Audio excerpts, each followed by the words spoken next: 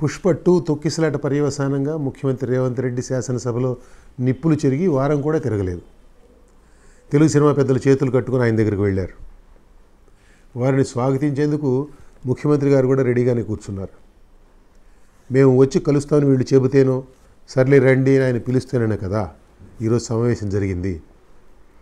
Pushpa 2 release సందర్భంగా Sanjay theatre దగ్గర జరిగిన తొక్కిసలాట్లో ఓ మహిళ ప్రాణం కోల్పోవడం, ఆమె 9 ఏళ్ల కుమారుడు తీవ్రంగా గాయపడి ఇప్పటికీ ఆసుపత్రిలోని చికిత్స తీసుకోవడం 2 తెలుగు రాష్ట్రాల్లో పెద్ద చర్చకు దారితీసింది.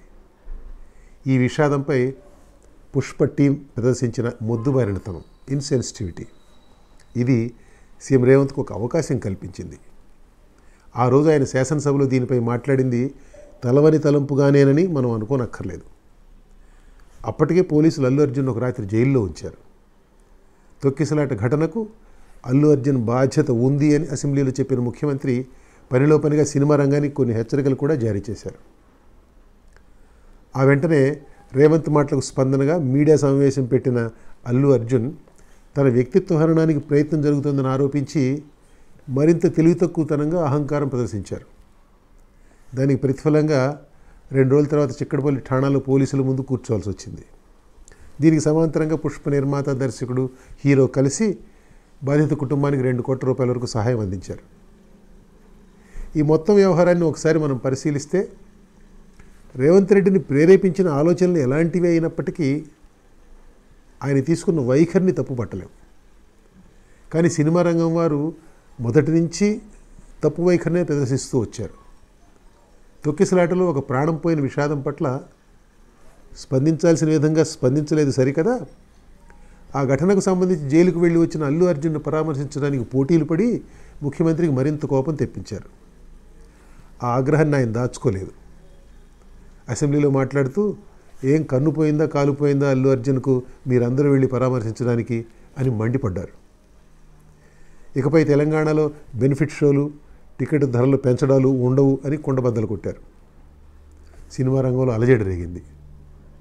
4 రోజులు తిరగకుండా 4 డజన్ల మంది సినిమా నిర్మాతలు, దర్శకులు, నటులు కలిసి కట్టగట్టుకొని ముఖ్యమంత్రి రేవంత్ రెడ్డి దగ్గరికి వెళ్ళారు. కొన్నాళ్ళన్న ఆగి కాస్త గౌరవం నిలబెట్టుకుందామని మాత్రం అనుకోలేకపోయారు. పోనీ వెళ్ళిన వాళ్ళు తాము ఎందుకు వచ్చింది చెప్పారా కనీసం అంటే అదీ లేదు. వారు అడక్కపోయినా ముఖ్యమంత్రి మళ్ళీ కుండబద్దలు కొట్టారు. అసెంబ్లీలో చెప్పిన దానికి కట్టుబడి ఉన్నామని, బెనిఫిట్ షోలు, టికెట్ల ధరల పెంపులు ఉండవని స్పష్టం చేశారు.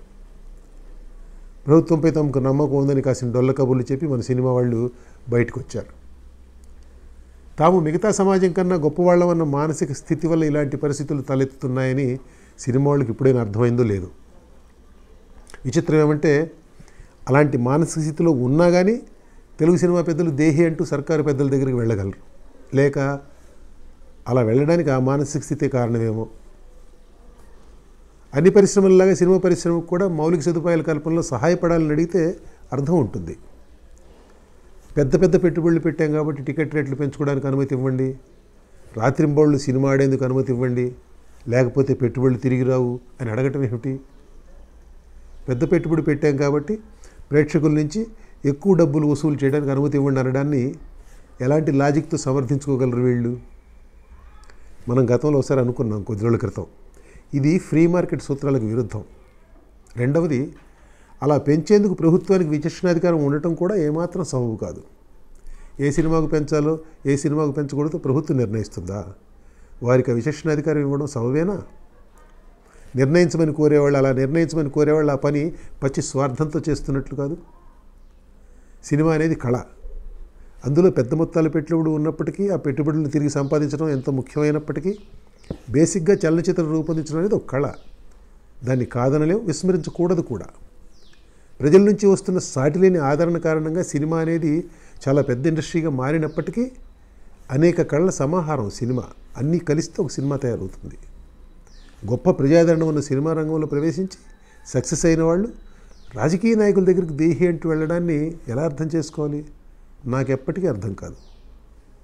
సినిమాను ప్రజలకు తమకు మధ్య ఉన్న మాధ్యమంగా మాత్రమే పరిగణించి సక్సెస్ కావడం సాధ్యం కాదా?